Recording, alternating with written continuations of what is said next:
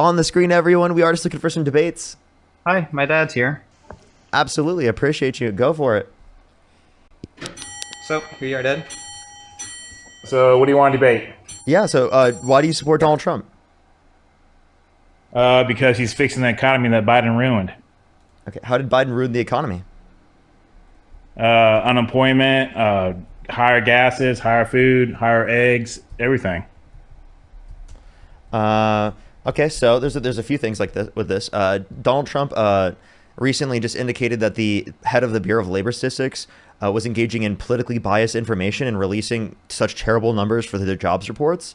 So he fired them and he hired a new individual, and they indicated even less jobs for the next month after that. So he actually thought that the numbers were so bad that he had to fire the person that was in office and bring a new person in. And then it was even worse the next month. It's actually around 7 to 10 times lower in terms of new jobs each month, comparative to what it was under the Biden administration a year ago. Plus, we've seen unemployment increase since Trump got in office. And then since Liberation Day, it's gone from 2.3% inflation to 2.9% inflation. And it can continue to rise as inflation puts upward pressure on prices. So why has the employment gotten worse when the American economy is getting better and people are having more work, jobs, and the facts that you just got? Where did you get that information from?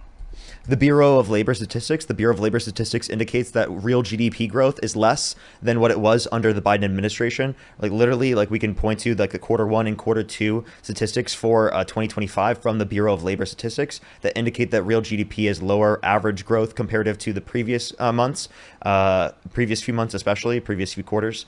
And then we can also point to how inflation has gone up again. That's again from the Bureau of Labor Statistics. Oh, well, I haven't reviewed that data yet, so I have to do that. So are you saying that Biden had a better economy than Trump?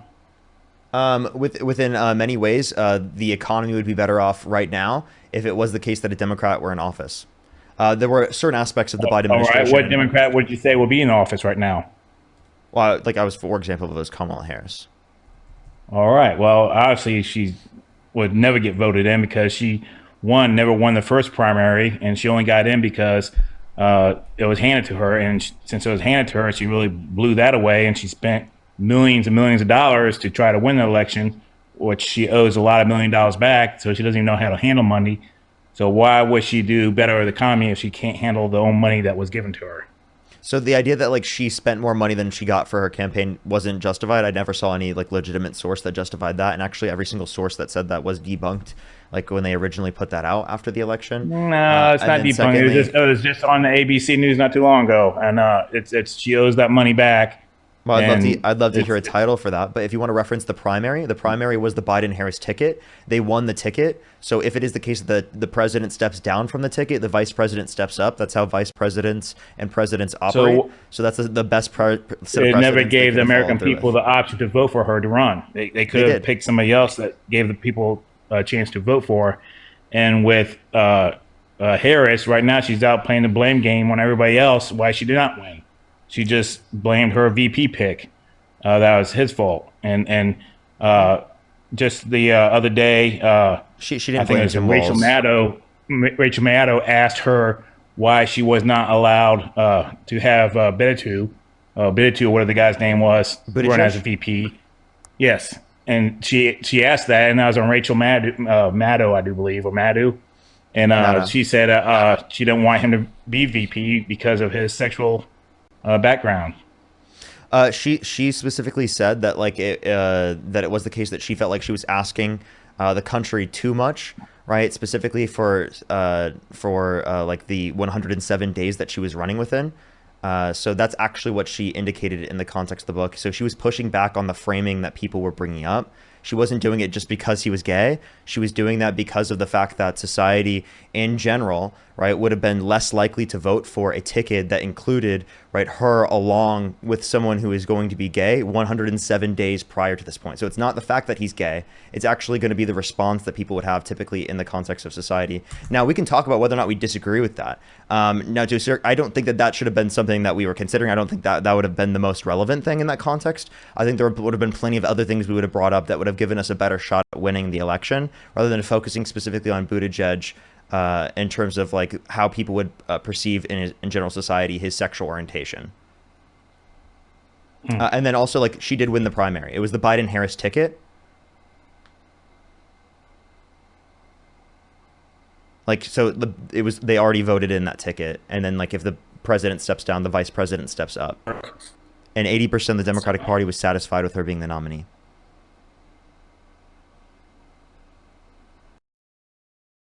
Oh, and why did she lose really bad if 80% was satisfied with that?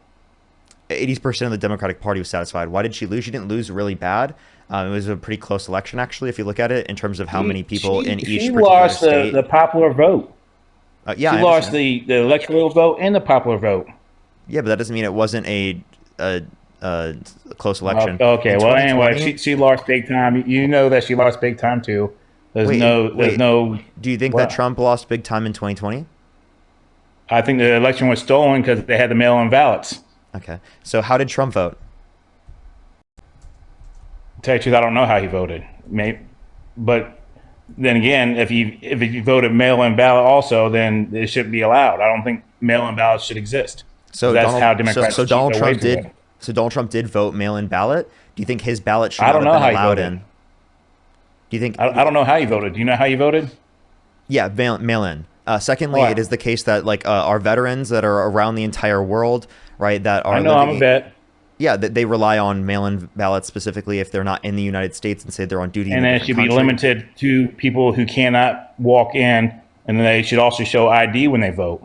So like during COVID, it was the case that like it didn't make sense for as many people to walk in to vote because it was the case that there was a global pandemic. So the idea that we would have a greater level of mail-in ballots during the context of a pandemic would make total sense. Plus, we still had mail-in ballots in 2024, and you don't think that election was rigged? No, but there was a lot less mail-in ballots in 2024. So because more states require people to walk in and vote. Well, we'll have to do research on that. I don't know if it's true either, but I know that's what I've heard. Okay. Because just like how you claim, just like how you claim that economy was worse under Trump, you heard that too, but it's nowhere out there. So if you're talking about mail-in ballots, there was a definitely an increase in how many people were voting by mail as a percentage of the people who voted. In 2024? In 2020 versus 2024. Yes. Yeah. So there's still a relatively high share of people that are using mail-in ballots, but of course we would expect that during a pandemic, right? You know what? I mean, here we are in Florida, and we were able to walk in and vote and all that. It's just certain states that had the stupid restrictions. I don't know what state you're in, but it was a thing that's not necessary. I mean, to this day, we see people driving around in cars with masks on, which is just stupid. They're in a car by themselves. I don't even know where you'd see that. I haven't seen that at all. Right. I just saw it today. In Florida. I think it would be more likely that someone who was wearing a mask prior just simply forgot to take off their mask, rather than them what thinking state are you they from? need to wear the mask. I live in California. Can I please address the mail-in ballots point? Why? I think California. Go ahead. Go back. How much do you pay on taxes? How much is your fuel a gallon right now? Well, obviously gas costs more and my taxes are more, but you understand that that's something I understand and I still accept. Why is it more in California than anywhere else? It's because we have more social blue state. Because we have more social services, which I actually utilize as well, right? Like I also, for example, went to like a school that was partially funded by the state of California, right? So I benefited off of education. Do you think all your hard work taxes should go pay the illegals to get free health care and free medical and undocumented immigrants don't qualify for free food, free health care, and etc. But weren't they giving that away in California? Before we go back to this, I would love to keep addressing this. Can you address the reason why it is the case that Democrats could steal the election in 2020 but could not steal the election in 2024?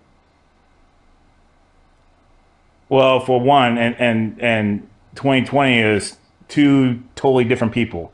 Biden was more supportive than Harris. So a lot of Republicans. So it wasn't rigged?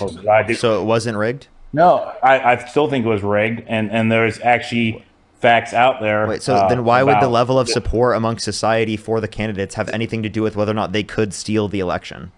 So the all the ballots underneath the tables in Georgia, Atlanta, Georgia. Do you think that was rigged, or do you think that was just they literally kicked out all the Republicans and they pulled out boxes and boxes of ballots from underneath the table and counted them after hours?